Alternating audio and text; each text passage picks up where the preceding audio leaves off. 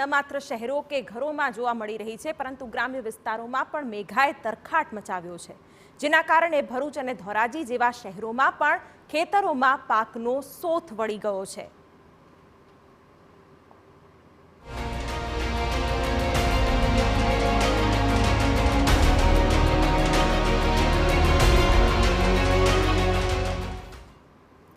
રાજકોટના ધોરાજીમાં વરસાદે વિરામ લીધા બાદ પણ ખેડૂતોની સ્થિતિ કફોડી બની છે, કેમ કે ધોરાજીના ગ્રામ્ય વિસ્તારના ખેતરોમાં પાણી ભરાતા પાક પાણીમાં ગરકાવ થઈ ગયો છે। ફિકરની વાત એ છે કે ખેતરોમાં પાણી હજુ ઓસર્યા નથી, જેને કારણે કપાસ, મગફળી, સોયાબીન, એરંડા, મકાઈ, જુવાર જેવા પાકને ભારે નુકસાન થયું છે। ખેડૂતોએ ફરીથી નવું વાવેતર કરવાની નોબત આવી છે।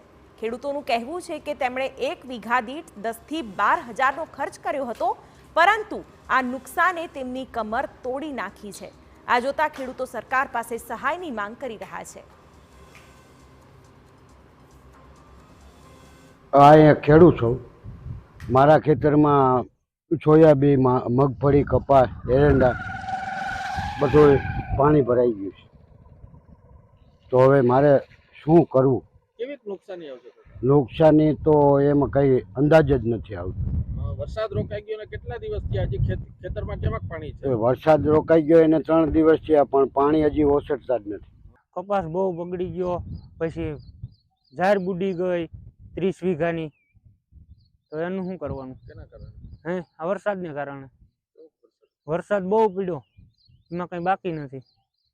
ક્યાં ક્યાં પાકોનું નુકસાન આવશે? કપાસ, પછી દિવેલા, પછી સોયાબીન, માંડવી બધું।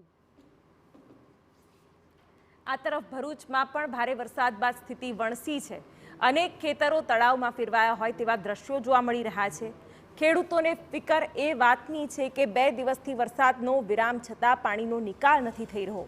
ભરૂચના નિકોરા અને આસપાસના ગામોની સીમના ખેતરો પાણી થઈ ગયા છે, જેને કારણે કપાસ પકવતા ખેડૂતોને મોટા પાયે નુકસાન થયું છે।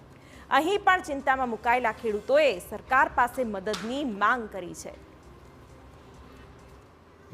કબીરવડ બેટમાં 300 થી 400 વીઘા કપાસનું વાવેતર હતું। અત્યારે જનરલી બધા ખેડૂત કપાસ અને કેળનું વાવેતર કરતા હોય।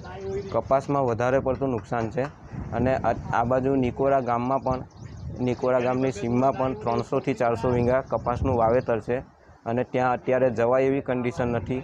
એટલું પાણી છે ખેતરમાં, અને લોકોના ઘરમાં પણ આટલું પાણી ઘૂસી ગયું છે, અને પાણીનો કોઈ નિકાલ નથી। પાણીનો કોઈ નિકાલ બી નથી।